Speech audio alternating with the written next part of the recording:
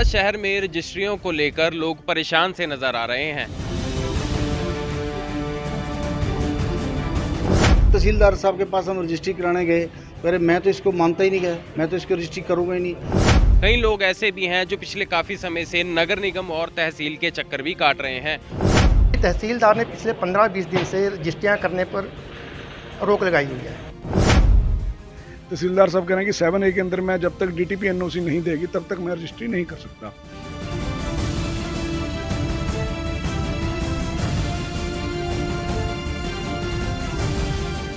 अम्बाला शहर में इन दिनों रजिस्ट्री का मुद्दा चर्चा का विषय बना है। रजिस्ट्री नहीं होने से परेशान लोग अम्बाला डीसी ऑफिस भी पहुंच गए। लोगों की परेशानी को समझते हुए विधायक प्रतिनिधि रितेश गोयल भी लोगों की अगुवाई करते नजर आए। दरअसल लोगों की परेशानी ये थी कि नगर निगम से एनडीसी लेने के बावजूद तहसील कार्यालय की ओर से रजिस्ट्री नहीं की गई और लोगों ने अपनी परेशानी को कुछ यूं बयां किया। मैंने रजिस्ट्री के लिए 1 महीने से मैं घूम रहा हूँ सर। एनडीसी बना दी हमने, नगर निगम से हमारे को एनडीसी मिल गई। इसके बाद तहसीलदार साहब के पास गए तो बोला रजिस्ट्री नहीं होगी आपके पास। वो बोला फिर उसमें टाउन प्लानिंग के ऑफिस में जाओ, आप वहाँ से एनओसी देंगे। जब टाउन प्लान ऑफिस में गए तो वहाँ पर मैडम बोलती है हमारे पास अभी कोई ऐसा डॉक्यूमेंट हमारे को देने के लिए मना है। लोगों का ये भी कहना है कि सारी कागजी कार्रवाई की प्रक्रिया पूरी करने के बाद भी उनकी रजिस्ट्री करने से मना कर दिया जाता है। फाइल दे गए, सारे कागज जो डॉक्यूमेंट मांगे गए थे वो देते हैं। देने के बाद एनडीसी जो वहाँ से इशू हो जाती है, पहली बात कोई की दिक्कत आ जाती है, कमेटी वाला भी कोई जिम्मेवार नहीं बनता। इसके बाद अब तहसीलदार साहब के पास हम रजिस्ट्री कराने गए, अरे मैं तो इसको मानता ही नहीं गया, मैं तो इसको रजिस्ट्री करूंगा ही नहीं। पिछले कई दिनों से लोग तहसीलदार ऑफिस के चक्कर काटने को मजबूर हैं। लोगों ने थक हार कर डीसी ऑफिस जाकर डीसी के सामने गुहार लगाना बेहतर समझा।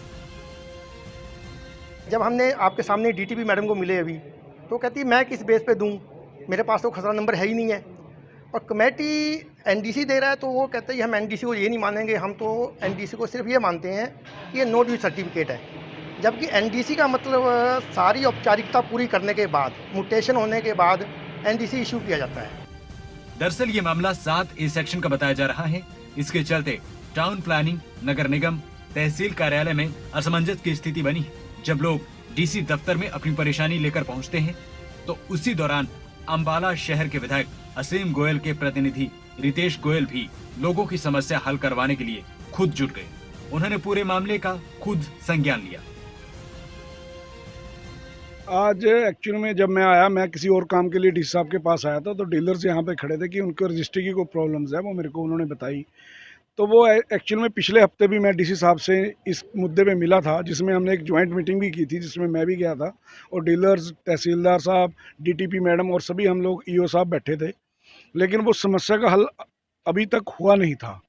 तो मैंने अभी डी साहब से भी बात की है, तो फिर कमिश्नर साहब से बात की कि इसके मुद्दे के ऊपर हमने क्या कर सकते हैं। तो अभी कमिश्नर साहब जो हैं 27 तारीख तक छुट्टी पे थे, उन्होंने 27 तारीख को आना है। वो 27 तारीख को 3 बजे की हमने एक ज्वाइंट मीटिंग जो है दोबारा से रखी है। उसमें निगम और डीटीपी दोनों के कुछ इश्यूज़ हैं और डीसी साहब ने उनको बोल दिया कि इन इश्यूज़ को तुरंत निपटाएं। और विधायक जी के निर्देशानुसार मैं भी उस मीटिंग में जाऊंगा और जो भी इनके मुद्दे हैं वो हम सॉल्व करके जल्दी इनकी रजिस्ट्रियाँ दोबारा से शुरू कर देंगे। क्योंकि एक 7A का मुद्दा है। तहसीलदार साहब कह रहे हैं कि 7A के अंदर मैं जब तक डीटीपी एनओसी नहीं देगी तब तक मैं रजिस्ट्री नहीं कर सकता। अब वो एनडीसी जो है वो निगम जारी करता है, लेकिन 7A की एनओसी जो है वो डीटीपी जारी करती है। डीटीपी मैडम जो कह रही है कि मेरे पास अभी तक उनकी अप्रूव्ड कॉलोनीज़ का जो डाटा है वो उपलब्ध नहीं है।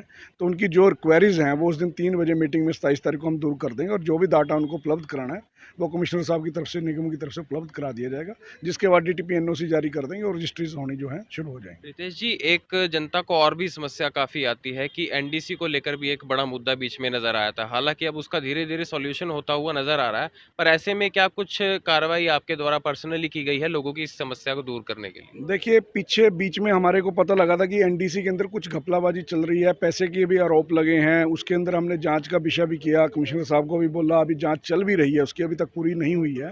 और उस दिन 3 बजे जो मीटिंग में इसके ऊपर भी बात की जाएगी। जो 1-2 एनडीसी को लेके चर्चा आई थी उसके लिए हमने जांच बिठाई थी। वो जांच 3 बजे उस दिन भी इसका मुद्दा उठा के मैं जांच का पता करूंगा कि वो कहां तक पहुंची है और उसमें क्या दिक्कत आई है। लेकिन इसमें जो एक दिक्कत आई है, एक मिन शब्द जो होता है कोई रजिस्ट्रियों में, वो एक प्लॉट का खसरे नंबर को टुकड़ों में विभाजित करके उसमें ये सारा घपलाबाजी होती है, जो मेरे को पता लगा है।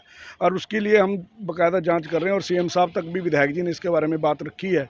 इसका धीरे धीरे हम सोल्यूशन कर रहे हैं और काफ़ी हद तक अब सोल्यूशन हो गया। पेंडिंग एनडीसी काफ़ी कम है अब, लेकिन जो भी है कारण क्या कि पुराना शहर है, पुराने तरीके से कटा हुआ है, लोगों को पहले जो आदत पड़ी हुई है, गलत काम हुए हुए हैं।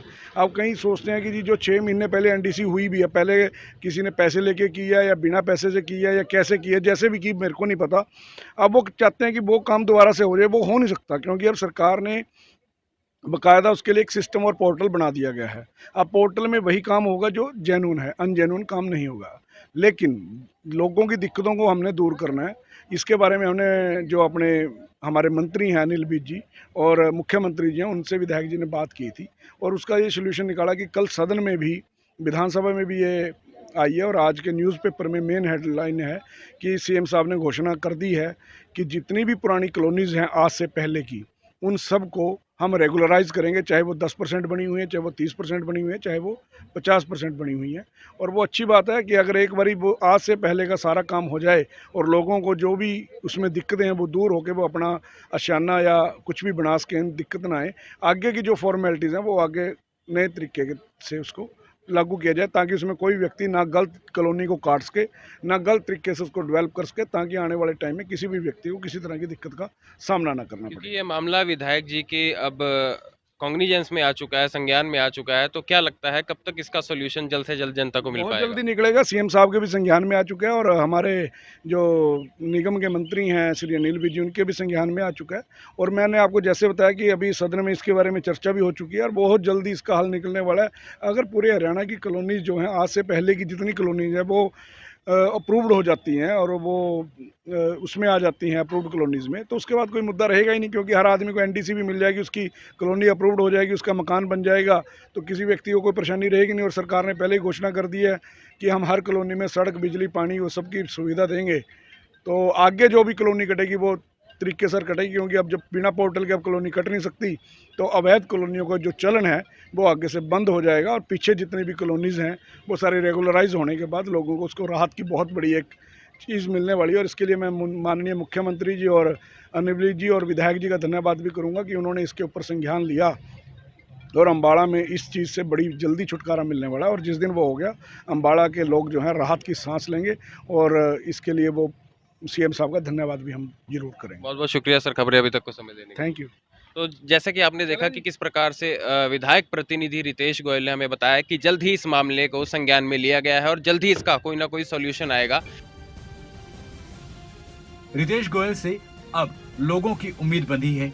आशा है कि सिस्टम की खामी जल्द दूर होगी और समस्या का समाधान भी होगा। खबरें अभी तक डिजिटल के लिए अंबाला से पंखिल वर्मा।